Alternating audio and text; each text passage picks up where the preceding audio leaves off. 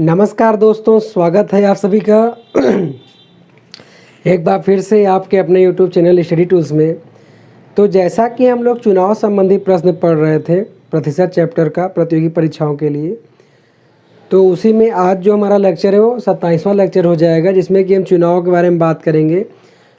चुनाव में आज का जो टॉपिक हमारा रहेगा कि इसके पहले में तो हमें कुल वोटों की गणना की जाती थी, लेकिन आज के क्वेश्चन में जो कुछ स्पेशल क्या है कि आज उसमें से कुछ वोट जो रहेंगे वो इनवैलिड रहेंगे। मतलब कि जब वोट जो है गलत तरीके से डाले जाएंगे तब हम कैसे संख्या निकालेंगे, तो उसी को आज हम सॉल्व करेंगे। उससे पहले मैं आपको बता देना चाहता हूँ कि प्लीज़ वीडियो को आप पूरा देखिएगा, जो कमी रहेगा उसको प्लीज़ कमेंट बॉक्स में बताइएगा, जिससे कि आगे आने वाली वीडियो में और सुधार कर सकें।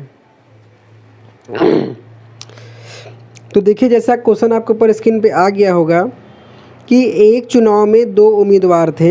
एक उम्मीदवार ने कुल वैध मतों के 62.5% मत प्राप्त किए। ठीक है, मतलब कह रहा जो वैलिड वोट थे, मतलब कि जो वैधों को जो सही माना गया था उसके 62.5% वोट प्राप्त किए, तथा 15 सही 5/13 मत अवैध घोषित कर दिए गए।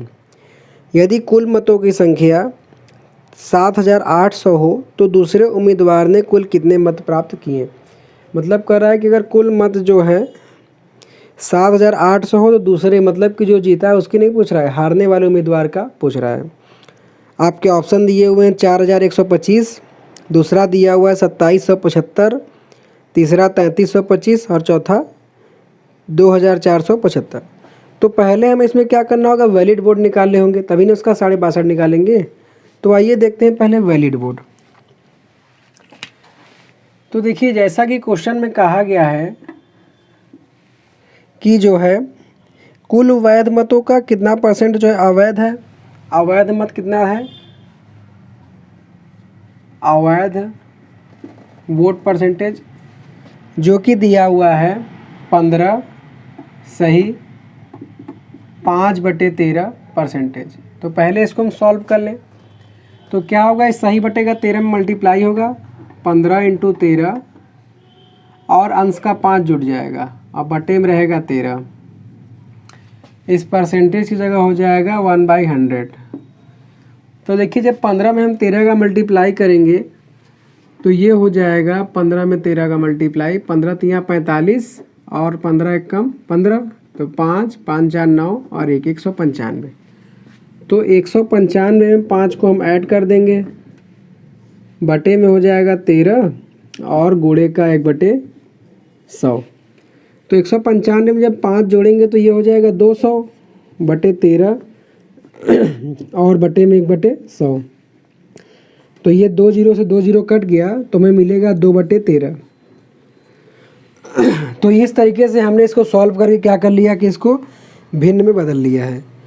तो अब इसमें से जैसा कि हम जानते हैं कि जो नीचे का पोर्शन होता है, जो नीचे का पोर्शन होता है वो कुल वोटों की संख्या को दर्शाता है कि नहीं। और हम निकाल क्या रहे हैं, अवैध वोटों का प्रतिशत। मतलब किसमें जो 2 है यही अवैध वोट होंगे। तो इस हिसाब से 13 जो है कुल वोट है, कुल वोट हो जाएगा 13। और हमको वैलिड वोट निकालना है तो 13 में से 2 जब घटा देंगे तो 11 क्या हो जाएगा, वैलिड वोट हो जाएगा। और क्वेश्चन में जैसा कि दिया गया है कुल वोटों की संख्या है 7,800, तो ये 13 रेशियो 7,800 के बराबर हो जाएगा। और यहाँ से जब इसको काटेंगे तो 13 कम 13 और 13 छंग 78, तो ये 600 हो जाएगा। तो 1 रेशियो बराबर यहाँ से आ जाएगा 600। ठीक है दोस्तों, तो जब 1 रेशियो 600 हो गया तो वैलिड वोट का मान निकालेंगे तो 11 रेशियो है, तो 600 का गुणा हम 11 में कर देंगे, तो ये हो जाएगा 600 इंटू फिर 600, तो ये आ जाएगा 6600। अब देखिए क्वेश्चन में क्या कहा गया है कि जीतने वाला जो उम्मीदवार है इसका 62.5% पाया है। तो मैंने आपको जैसे रेशियो मेथड बताया है, तो इस 62.5% को भी आप रेशियो में ही बदल लीजिए, जो कि आप देख रहे हैं कि 12.5 का 5 गुना है। अब 12.5 का मान होता है 1/8, तो ये हो जाएगा 5/8। लेकिन मान लीजिए अगर आपको नहीं पता तो इसको हम सॉल्व कर लेते हैं। तो ये हो जाएगा 62 और 0.5 को हम लिख सकते हैं 1/2। तो 62 में 2 से मल्टीप्लाई होगा और 1 हम जोड़ देंगे और बटे का 2, और क्योंकि परसेंटेज लगा हुआ है तो 1/100 से गुणा हो जाएगा। तो 62 का जब 2 में गुणा करेंगे तो होगा 124 प्लस 1/2 और इंटू का 1/100। 124 और 1 हो जाएगा 125/2 गुणे 1/100। 25 से काटेंगे, 25 चौका 125 और 25 पंजे 125। तो आप देख सकते हैं कि 5 एकम 5 और 4 दूनी 8 हो गया, जैसा कि मैंने आपको बताया था। और ये जो नीचे का आहार होता है ये हमारा जो है कुल वोट को दर्शाता है। मतलब कि ये क्या हो जाएगा, कुल वैलिड वोट की संख्या हो जाएगी। तो इस समय ये जो 6600 आया है ये कुल वैलिड वोट है, मतलब कि 8 अनुपात बराबर हो जाएगा किसके, 6600 के। तो यहाँ से जब 1 अनुपात का मान निकालेंगे तो ये आएगा 6600 बटे में 8। तो इसको जब हम काटेंगे मान लीजिए 4 से, तो 4 दूनी 8, इसको काटेंगे 4 एकम 4, 2 हासिल लगेगा, 4 छंग 24, फिर 2 हासिल लगेगा, 4 पंजे 20 और ये 0, फिर 2 से काट देंगे तो 2 अट्ठे 16 और 50 को काटेंगे 25, मतलब कि 1 अनुपात का मान आ जाएगा 825। लेकिन क्वेश्चन में क्या पूछ रहा है, जीतने वाले का अनुपात नहीं पूछ रहा है, इस 62% का अंकों मान नहीं पूछ रहा है, हमसे पूछ रहा है कि दूसरे उम्मीदवार ने कितने प्राप्त किए। तो देखिए जैसे यहाँ पे कुल वोट 13 था, तो उसमें से 2 इनवैलिड हो गया था, वैलिड वोट हमने 11 निकाला था। तो यहाँ से हमने देखा कि कुल वोट कितने हैं, वैलिड 8 हैं, जिसमें से कि 5% है कितना, 62। तो 8 में से जब 5 घटा देंगे तो ये 3 हो जाएगा दूसरे वाले उम्मीदवार का परसेंटेज। और 1 रेशियो का मान दिया है 825, तो इसमें हम 3 से जब मल्टीप्लाई कर देंगे तो 25 दिया 75 और 8 तिरिक 24। तो दूसरे वाले उम्मीदवार का वोट की संख्या कितना हो जाएगा, 2475, जो कि हो जाएगा आपका ऑप्शन नंबर डी। एक बार मैं आपको इसको और समझा देता हूँ कायदे से कि क्वेश्चन में क्या दिया हुआ था कि जो उम्मीदवार है उसको वैलिड वोटों का जो है 62% मिला हुआ था। तो पहले हमको इनवैलिड वोट इसमें दिया गया था, इससे हमने वैलिड वोटों की संख्या ज्ञात कर ली। फिर उसके बाद वैलिड वोट से हमने सॉल्व करके ये पता कर लिया कि जो है कि 1 अनुपात का मान कितना है, और हमसे पूछा गया है कि दूसरे वाले उम्मीदवार कितना मिला है, तो वह उसका अनुपात हमने गुणा करके निकाल लिया और इस तरीके से हमारा आंसर आ गया। तो अब मैं आपको इसको नोट कर लीजिए, फिर अगला करा देता हूँ।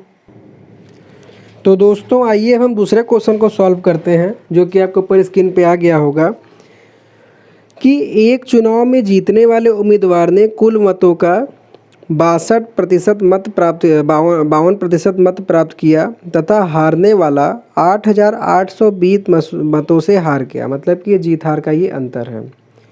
फिर क्या कर रहा है कि चुनाव में कुल कितने मतदाता थे, यदि 12% मतदाताओं ने अपने मत का प्रयोग नहीं किया और केवल 2 ही उम्मीदवार चुनाव लड़ रहे थे, मतलब कि इस चुनाव में 12% जो है मत जो है इनवैलिड तो नहीं दिया है, करा प्रयोग ही नहीं किया गया। तो इसका ऑप्शन जो दिया हुआ है, पहला 48,000, दूसरा 52,000, तीसरा 56,000 और चौथा 45,000। तो देखिए इस क्वेश्चन में थोड़ा सा ट्विस्ट है, हारने वाले का परसेंटेज निकालने में, इसको थोड़ा ध्यान दीजिएगा। क्वेश्चन को पढ़ते जाइए और सॉल्व करते जाइए।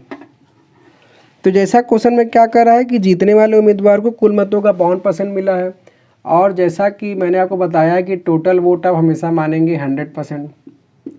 तो जीतने वाले उम्मीदवार को कितना मिला है, 52%। लेकिन क्वेश्चन में क्या कर रहा है कि इसमें से 12% इनवैलिड वोट है, 12% इनवैलिड का यहाँ प्रयोग नहीं किया गया है।